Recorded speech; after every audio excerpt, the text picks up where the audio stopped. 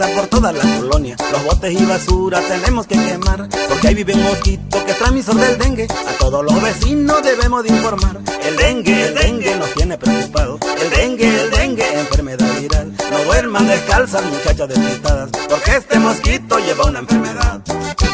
El saludo se va hasta la Unión Americana, para mi gente hermosa y en especial para Misael Medel Rodríguez y la familia Medel, hombre, que radica allá en los Estados Unidos.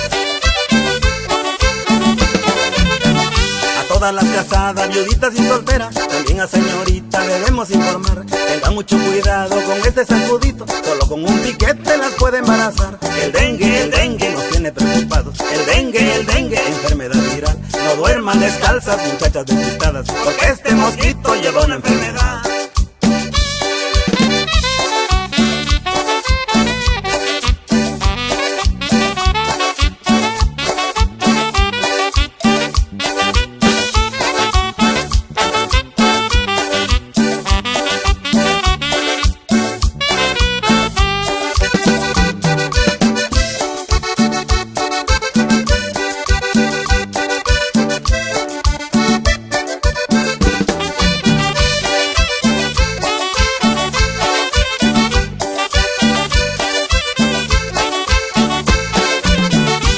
Te da mareo y sientes calentura, seguro este mosquito tu cuerpo acarició. Estando bien dormida llegó el mosco a tu cama y sin pedir permiso su piquito metió. El dengue nos tiene preocupados. El dengue, enfermedad viral.